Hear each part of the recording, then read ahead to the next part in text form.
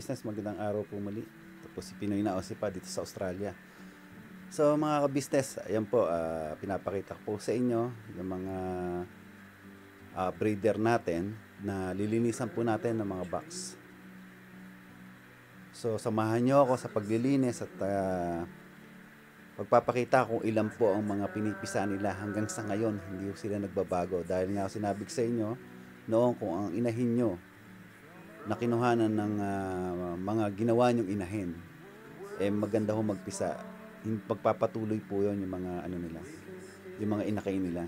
At saka po yung mga kulay, yung mga mutation, yung prillback, palo, makikita nyo lahat ngayon sa paglilinis natin. Samahan nyo ako at paano ho ako maglinis ng ating mga breeding box. So ayan po.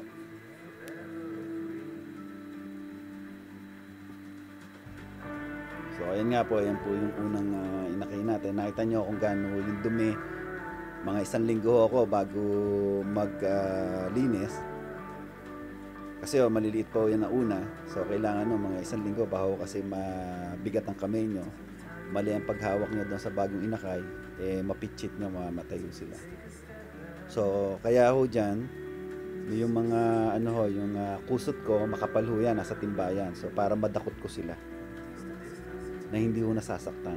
So ganyan ho ako maglinis. At yan makikita nyo yan na ang inakay natin 6 na piraso yan. So hindi ho nagbabago yung volume per clutch. Hindi, ano na ho to, 3rd anak na to. Pero hanggang ngayon maganda pa rin ang bigay na simila niya. So dahil nga sa pagpapatuloy na pagkakain natin ng gulay na sinabi ko sa inyo noon.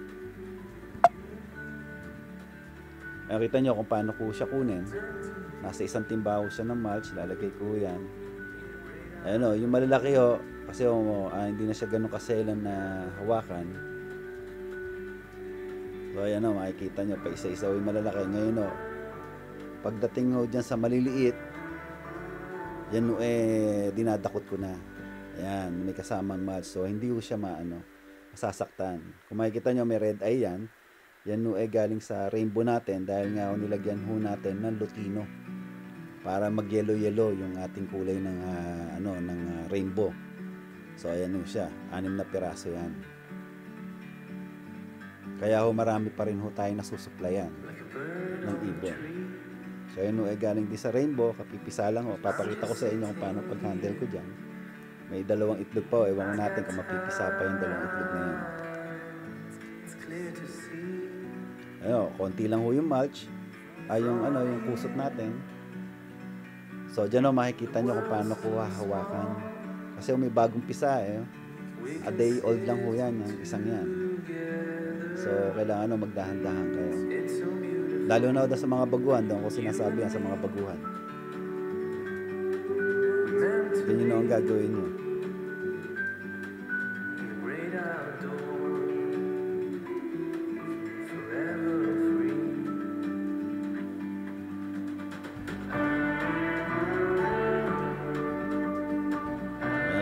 Dinadakot ko siya.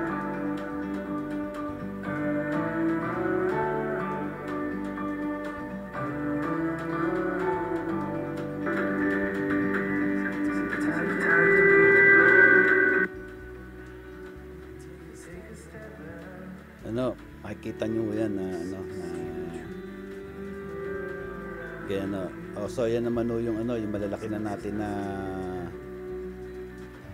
mga dilute palo. Pero makikita nyo isa, medyo greenish yung kulay. So lahat yan palo. Pero titingnan natin sa second clutch nila kung ano ang ibibigay pang kulay. Kung yan ay palaging ganyan, so mag-iiba ulit tayo. Mag-iiba ulit tayo ng ng inahin kaya ng ang natin diyan, ang mga visual natin na white cap palo, yun yung mga lalaki. So yung mga inahin natin, hindi yung mga visual white cap palo. Palo lang ho. Yun yan, bali 2 pares yan. Yan yung kadalawang pares. Kalawang pares na anak ko, 4 din. Yan yung mga kulay, puro dilute palo. Ayan yung makikita nyo dyan. So, pero magaganda rin, no? Kahit paano mabibigyan nun natin ng mga presyo, yung mga dilute palo na yon, pero yung mga traditional, same price lang ho yan. Ayan, no? So, yan, malalaki na. So, panibagong ano na naman ho yan. Pang ano rin ho natin yan. Pang bili ng pagkain para sa mga ibon natin.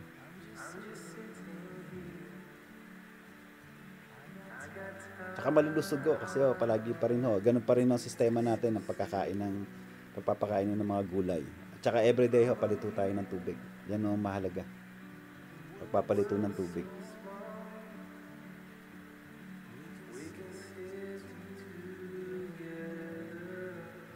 So, ito naman ho yung yung first clutch din ho yan, pero nakaswerte ho tayo dyan.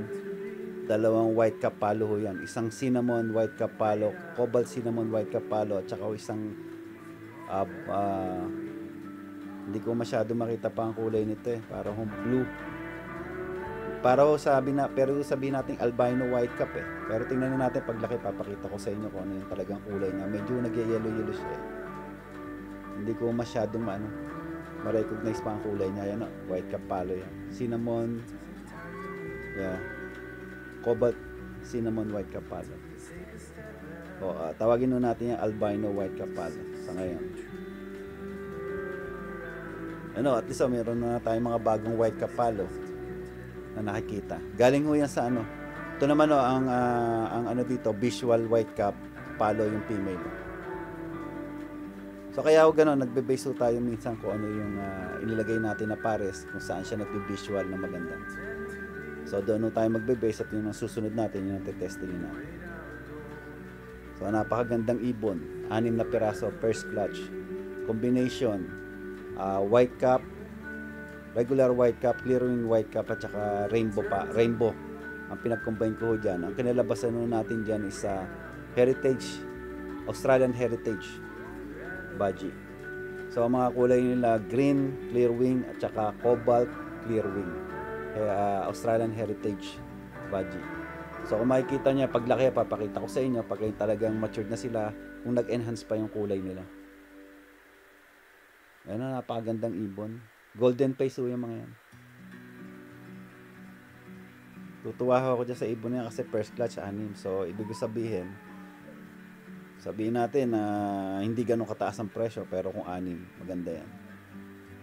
So ito naman ho ang natin, first clutch na white cap, split white cap frillback. So nakita nyo, ayan o, iba na kulay niya. Yan, ang kulay niya parang gray bayo. Pero siya, full crest, double crest, white cap, hindi ho frillback. So ayan yung nakuha natin. Maganda ho siya. Natutuwa ako dyan sa magagamit ho natin panibagong kulay sa frillback natin. So at least yung sinasabi ko sa inyo na nagagawa ho natin yung kulay na gusto natin, kaya nakaka-excite na next spring magaganda na ho ang natin, yung frillback. Ngayon, ganda ho ng kulay niya. Ito anak ko ng sinasabi ko natin pied palo split, pied palo at saka rainbow. Kaya ho palo bred siya. So ito ang maganda. Second clutch. Unang clutch yun ito ng split frillback white cap at saka double factor gray bayo. Ngayon nagbigay ko siya ng frillback. Dati isa lang ho ang binigay niya sa akin, violet white cap regular, wala hong crest o ano pa man. Ito nakakabuo tayo 5 ay 6 mo. May gray frillback ho tayo at saka isang green na half crest, tapos meron tayong half crest na mauve clear wing na white cap. Ang ganda ho ng kulay niya. Tapos yung isa clear wing bayo, yung isa ganun din. Tapos yung isa violet normal.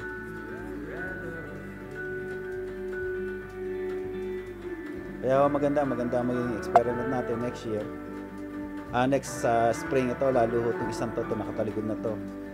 Para ho siyang Japanese baji o Japanese parakeet noon na way back 2000. Maganda ho kulay niya. Sabi nga parang rainbow na siya, pero sabihin natin clear wing na lang. Mga violet ho siya. Kaya maganda yung niya, yung mga kulay na mga i-combine ho natin sa Prillback.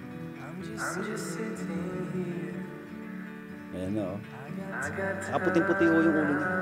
Wala akong halong yellow. Kaya magandang white cap po siya. Clear ang niya pagkaputi. Tapos sa white cap sa ibaba. So ayan mga ka-business. Sana kayo na sihan at tabusog ang mga mata nyo sa mga bagong inakay at pag-handle, paglilinis ng inakay at bagong mutation na pwede natin ilabas next spring.